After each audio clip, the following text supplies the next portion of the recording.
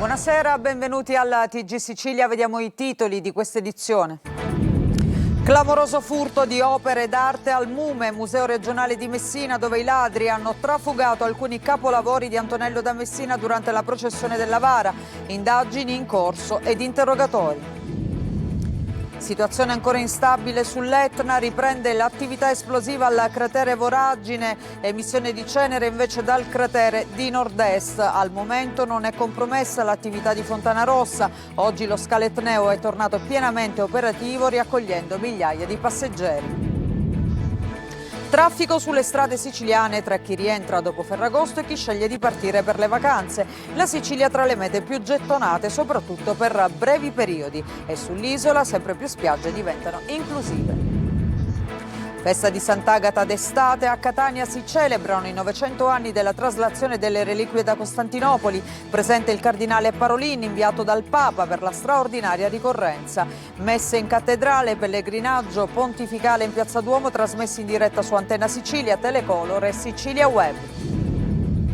Un anno fa la scomparsa di Pippo Baudo, protagonista per oltre 60 anni della televisione italiana. Da Sanremo a Domenica In, da Fantastico a Canzonissima, Baudo lanciò anche la nostra Antenna Sicilia. Calcio in Serie B, vigilia di Coppa Italia per il Palermo che domani sera al Barbera sfiderà il Lecce, un test per la squadra di Inzaghi che sogna il salto di categoria. In Serie C lavori in corso in casa Catania, sul campo si vedono già alcune caratteristiche del gioco di Longo, ma il gruppo potrebbe ancora cambiare con nuove partenze e nuovi innesti.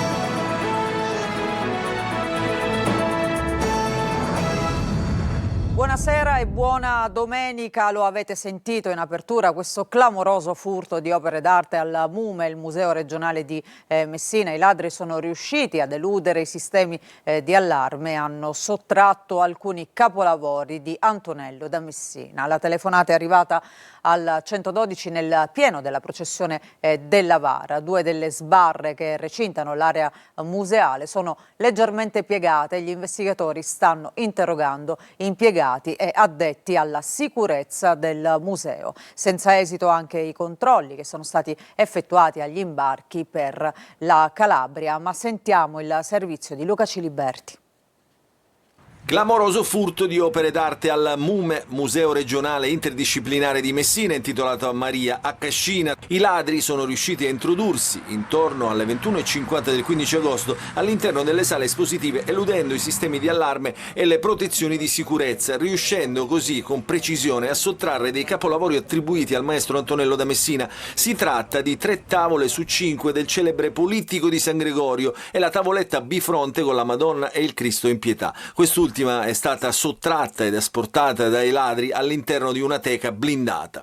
Le tavolette inizialmente rubate erano 6, 2 sono state ritrovate inserate. I ladri le avevano abbandonate su un muretto esterno al museo lungo Viale della Libertà. A notarle sono stati alcuni passanti che hanno avvertito le forze dell'ordine. Sembra che il colpo sarebbe stato commesso da almeno 3 persone a volto coperto che avrebbero forzato l'ingresso secondario del museo. Opere d'arte dal valore inestimabile, concordano tutti gli esperti. Sul furto la procura di Messina ha aperto un'inchiesta. Come confermato dagli investigatori, nel museo c'erano diverse telecamere di videosorveglianza e le opere erano custodite da un accurato sistema di allarme. Il museo si trova in Viale della Libertà e la struttura è sempre tutelata da un sistema di metronotte. È plausibile che i ladri si siano introdotti all'interno passando attraverso queste grate posizionate su un ingresso laterale del museo che stamattina erano visibilmente allargate. Al momento gli investigatori stanno valutando diverse ipotesi, in particolare la pista del mercato nero dei ladri dell'arte. Per gli investigatori, chi ha rubato le opere di Antonello da Messina potrebbe aver agito su commissione di qualche mecenate. Un furto non semplice, spiegano gli investigatori, perché si tratta di opere su tavola, dunque non avvolgibili. Una delle opere d'arte era stata acquistata dalla regione siciliana nel 2003 in un'asta da Cristi per una cifra di 220.000 sterline. Oggi vale decine di milioni di euro. Un furto clamoroso che è avvenuto in pochissimi minuti, 2-3 minuti. Adesso è in arrivo in Sicilia, da Roma, un gruppo di investigatori del Nucleo Tutela e Patrimonio Culturale dei Carabinieri per supportare i colleghi siciliani nelle indagini appunto sul furto di queste opere di Antonello da Messina dal Museo regionale della città dello Stretto. Il nucleo è stato delegato assieme alla Polizia di Stato dalla Procura di Messina che, come avete sentito, ha aperto un'inchiesta. E c'è sconcerto nella città dello Stretto per quello che è accaduto. Sentiamo le reazioni raccolte da Ilaria Mangano. Un colpo che ha provocato sgomento e indignazione, come sottolinea la direttrice del museo Marisa Mercurio. Ha scosso tutta la città di Messina perché il furto di opere che fanno parte dei capolavori del nostro museo, oltre ad essere naturalmente di autore affezionatissimo, a cui siamo affezionatissimi come messinesi, che è Antonello da Messina. Il sindaco Federico Basile parla di un atto criminale gravissimo e sottolinea che è stato colpito un patrimonio che appartiene a tutti i messinesi. Durissima anche la reazione dell'assessore comunale alla cultura Enzo Caruso e dell'assessore regionale al turismo Evira Mata. Questo è un danno che è quasi irreparabile se non si riesce veramente a trovare chi è che ha rubato queste opere. Un atto vile, un atto indegno, un atto sul quale la polizia, le forze dell'ordine sono già in movimento per capirne dinamica, insomma, e come sia potuto mai accadere che in un museo che ovviamente ha il suo sistema di sorveglianza, che peraltro ha funzionato, e lo dico con certezza perché ho sentito ovviamente il direttore generale dell'assessorato ai beni culturali che mi confermava che i nostri sistemi di sicurezza hanno funzionato. Ad esprimere indignazione anche il presidente della regione siciliana Renato Schifani, che definisce il furto uno sfregio intollerabile al patrimonio culturale universale. E adesso cambiamo argomento, torniamo a parlare dell'Etna. C'è una situazione sempre instabile sul vulcano. Nel pomeriggio è ripresa l'attività esplosiva al cratere Voragine, mentre emissione di cenere in questo momento avviene dal cratere nord-est. Sentiamo Luca Ciliberti. L'Etna registra una nuova debole emissione di cenere vulcanica dal cratere di nord-est, situazione dunque ancora instabile.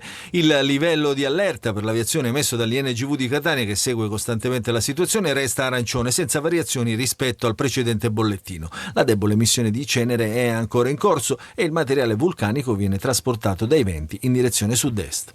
Prosegue contestualmente l'attività effusiva, le collaterali che rimangono nell'area di ieri. I sono intorno a circa 1400 metri di quota e occasionalmente il cratere di nord-est produce delle esplosioni impulsive di cenere della durata di pochi minuti che si disperdono in atmosfera rimanendo confinate nell'area sommitale. Ieri, lungo la faglia della Pernicana, sul fronte nord del vulcano, si sono registrate le rotture che hanno interessato la strada Mare Neve, seguita al terremoto di magnitudo 3.9, localizzata a 7 km a ovest da Linguaglossa. La zona ricade nell'area di Piano Provenzana, in prossimità del clan dei ragazzi e del rifugio Blunek, che resta ancora isolata e interdetta. E ci sono degli aggiornamenti proprio sull'Etna. Dicevamo che è ripresa l'attività esplosiva dal cratere Voragine, il tremore vulcanico che segnala l'energia presente nei condotti magmatici interni è in risalita e staziona su valori molto alti. Questo emerge dal sistema di monitoraggio in rete dell'Istituto Nazionale di Geofisica e Vulcanologia, Osservatorio Etneo di Catania. L'avviso per l'aviazione al momento rimane arancione. A proposito di aviazione, andiamo all'aeroporto Fontanarossa, che oggi è tornato pienamente operativo. È andato per noi Tonino De Mano. Trolley e valigie in mano, volti finalmente sorridenti, arrivi e partenze che si susseguono. L'aeroporto Fontanarossa di Catania è tornato nella sua piena operatività. L'unico pensiero è ora alle vacanze o agli impegni che ognuno aveva programmato. La cenere lavica, i voli cancellati o dirottati, le scene di disperazione, le notti insonni sono consegnati agli archivi e al passato, anche se il rischio per l'imprevedibilità dell'Etna è sempre dietro l'angolo. Il post Ferragosto a Fontanarossa scivola via normale ed è già una notizia. Voli regolari, gate affollati, gente che va e gente che viene. Balza agli occhi l'espressione rilassata dei passeggeri. Ti vedo sorridente, segno evidente che... Sì, stiamo partendo. Destinazione? Lampedusa. Quanto hai temuto di perdere questa vacanza? Non tanto, perché ero fiducioso. In partenza per Amsterdam alle 12:50, per fortuna tutto regolare. Lei si ritiene fortunata? Oggi sì, assolutamente. Lei in partenza per dove? Di Montreal, Canada. Abbiamo aspettato 3 giorni per questo volo. Mi sentirò bene quando me ne vado da qui.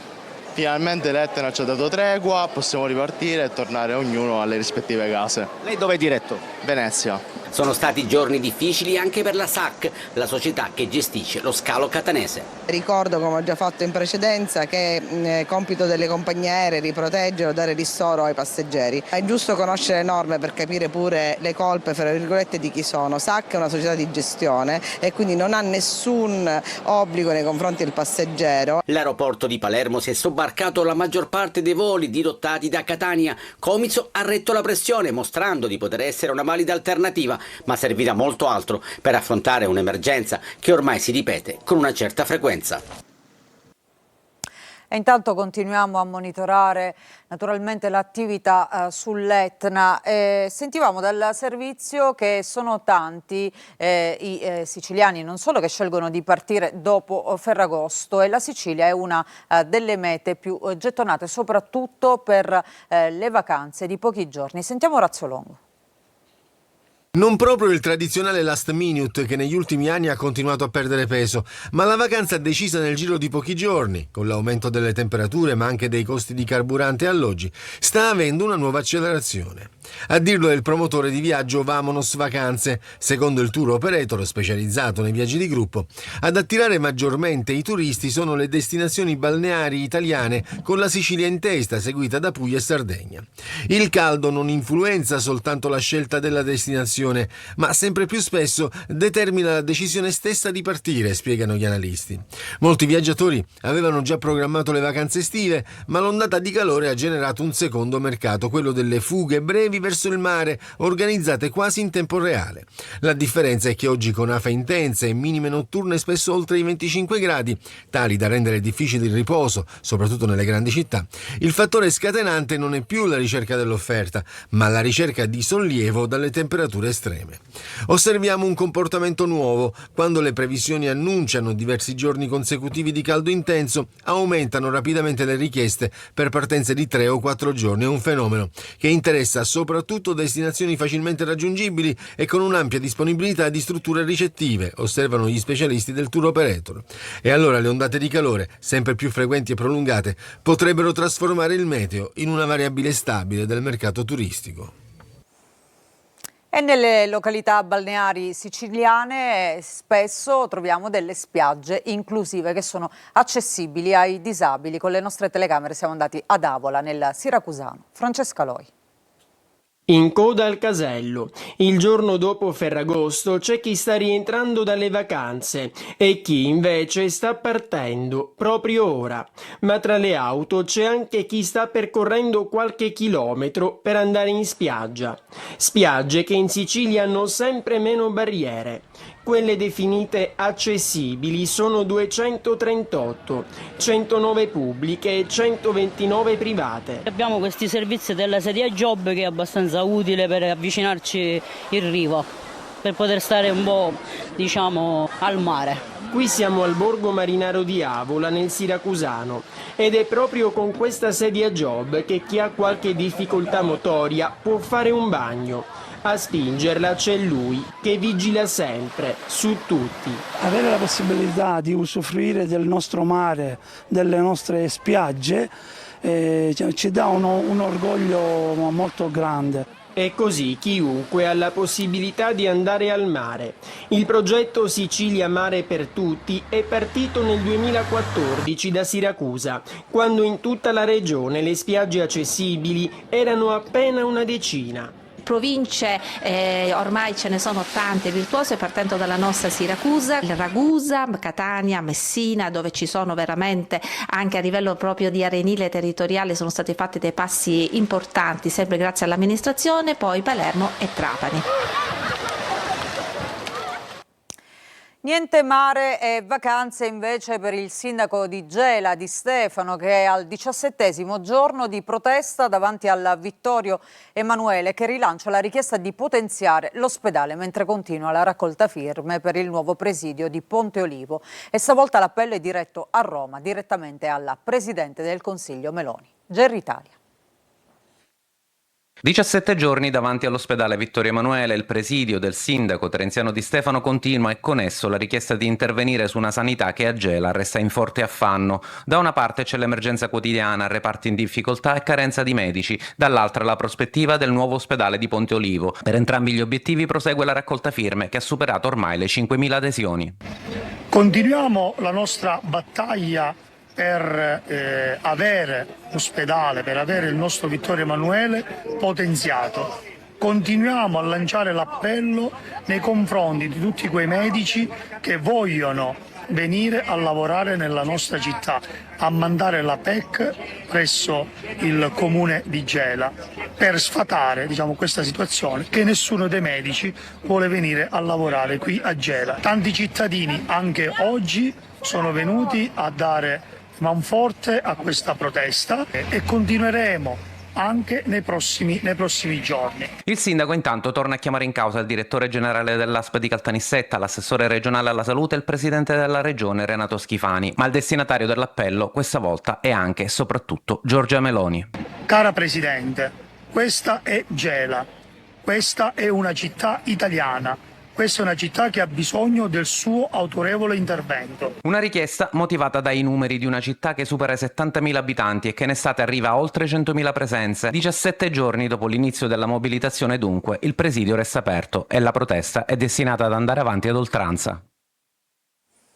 E adesso la cronaca svolta nell'inchiesta sul delitto allo Zen. A Palermo i carabinieri hanno fermato un uomo di 34 anni che era già agli arresti domiciliari e due ragazzi di 17 e 16 anni per l'omicidio di Vito Genovese, ucciso a colpi di cacciavite. Genovese si sarebbe accorto che i tre stavano armeggiando in un box di sua proprietà. Sceso in strada sarebbe nata una lite accesa e l'uomo è stato aggredito e colpito al volto, prima con un casco e poi con un cacciavite appunto che lo ha ucciso. Gli arrestati sono accusati di omicidio e tentato omicidio nei confronti anche di Domenico Danna, di 47 anni, che intervenuto in soccorso di Genovese è stato ferito alla spalla. Domani verrà affidato l'incarico per l'autopsia che sarà eseguita all'Istituto di Medicina Legale del Policlinico di Palermo. I due minorenni si trovano nel carcere Malaspina, il 34enne invece al Pagliarelli.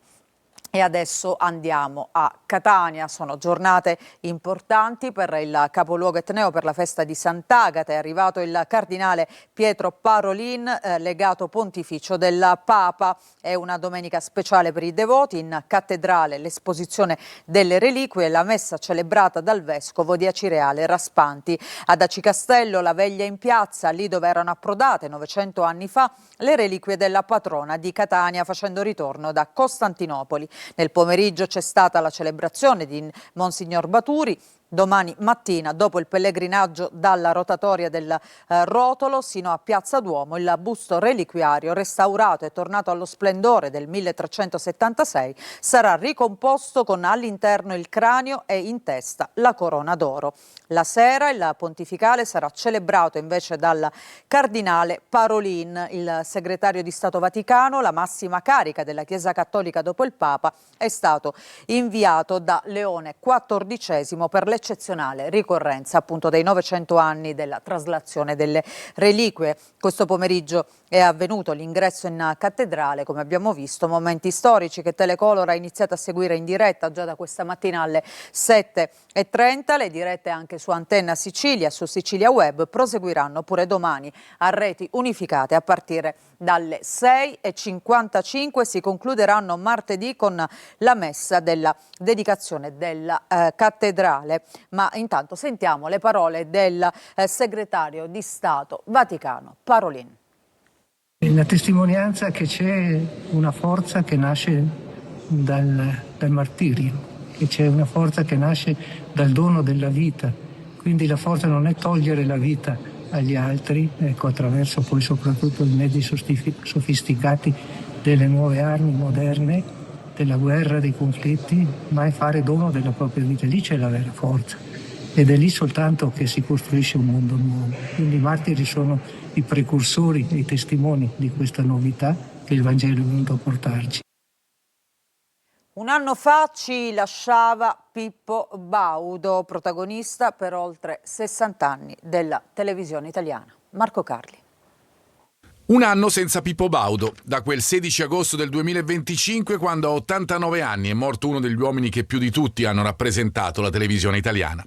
Di certo non è stato soltanto un conduttore, è stato un modo di fare televisione, quello delle grandi platee, il famoso nazional popolare, ma anche della grande capacità, vista la sua cultura, di essere riferimento per tutte le generazioni, di sapere in sintesi trattare tutto, dai temi più leggeri a quelli più complicati. Per decenni è entrato nelle case degli italiani, da Sanremo a Fantastico, da Domenica In a Canzonissima, 13 i festival di Sanremo. Era un pigmalione, un'altra delle sue grandi capacità, scopriva talenti, un istinto che sembrava naturale, capire chi aveva qualcosa da dire, qualcosa da mostrare, che poteva portarlo a diventare qualcuno. Conosceva il pubblico, ne capiva i gusti, le emozioni, persino le abitudini, un innovatore. Lo è stato di certo anche ad Antenna Sicilia, la TV voluta dall'editore Mario Ciancio e lanciata proprio da Pippo Baudo, un gigante che ora, dopo i funerali, riposa nella sua Militello in Val di Catania, nella cappella di famiglia, nel massimo riservo, dopo una vita alla ribalta. A un anno dalla sua morte lui resta nella memoria e resta, la sua, soprattutto un'eredità difficile da raccogliere in una televisione nazionale che si sforza di fronteggiare l'avanzata delle piattaforme online. Pippo Baudo non ha semplicemente fatto la storia della televisione italiana, per molti anni è stato la televisione, quella che bloccava tutti davanti allo schermo. E noi ci fermiamo per una pausa, ritorniamo tra poco con il calcio, novità per quanto riguarda il mercato del Catania e poi il Palermo che si prepara a ricevere il Lecce per la partita di Coppa Italia. Vi aspetto.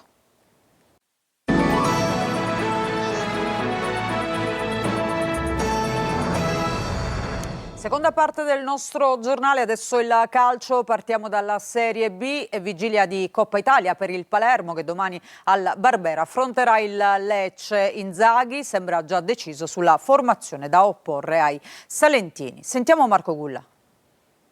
È vigilia di esordio stagionale per il Palermo. Domani sera al Barbera il match di Coppa Italia contro il Lecce, valevole per i 32esimi della competizione. Per la prima gara ufficiale della stagione Inzaghi dovrebbe puntare sul 4-2-3-1. Usiamo il condizionale perché l'allenatore nutre ancora qualche dubbio. Il Lecce gioca abitualmente con il 4-3-3 ed essendo una squadra di categoria superiore, per contrastarlo l'allenatore potrebbe decidere di adottare a sua volta il 4-3-3, sistema di gioco che comunque rientra nelle corde del Palermo. Non si registrano indisponibili né squalificati. I rosanello scenderanno in campo con la formazione migliore al momento, senza pensare troppo all'esordio in campionato, fissato per il 23 agosto contro la Juve Stabia. Tra i pali Joronen, a destra nella linea 4, spazio a Pierozzi, che sarà squalificato in campionato e salterà la prima giornata. Bani torna al centro della difesa, accanto a lui dovrebbe esserci Magnani, Augello confermato sulla sinistra.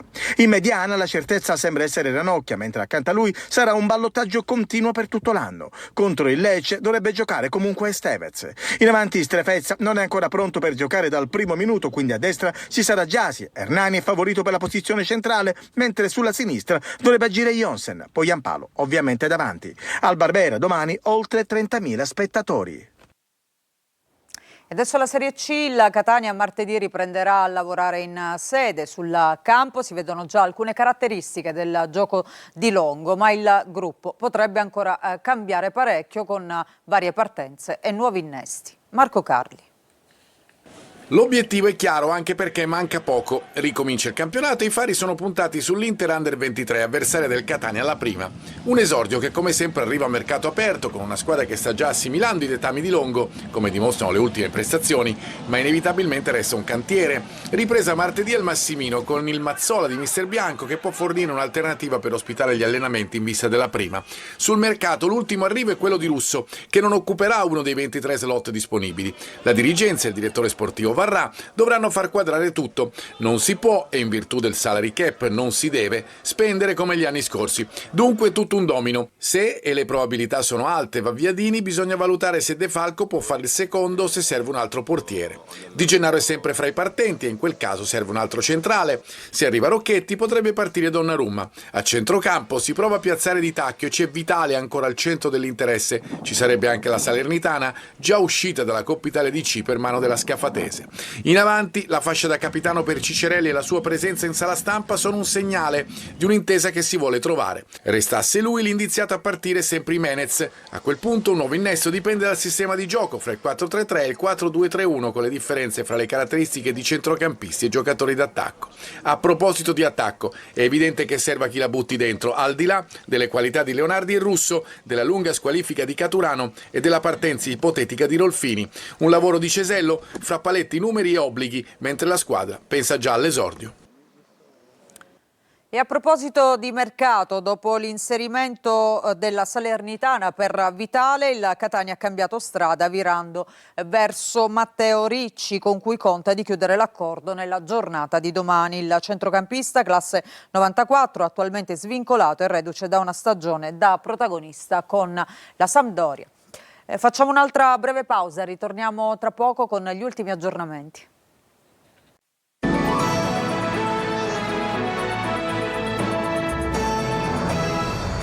Prima di chiudere c'è una notizia: rivolta con utilizzo di armi bianche ancora una volta all'interno della casa circondariale Cavadonna a Siracusa, dove è avvenuta una doppia aggressione a degli agenti di polizia penitenziaria sabato scorso. I detenuti, questa volta per evitare una perquisizione, hanno minacciato i poliziotti mostrando e brandendo delle forbici da sarta che sono state separate in due pezzi e trasformate in lame appuntite e usate come pugnali. Gli agenti hanno desistito dalla perquisizione per evitare appunto che la situazione potesse degenerare. Ci fermiamo con questa notizia, grazie per averci seguito, a tutti voi un buon proseguimento di serata e una buona domenica.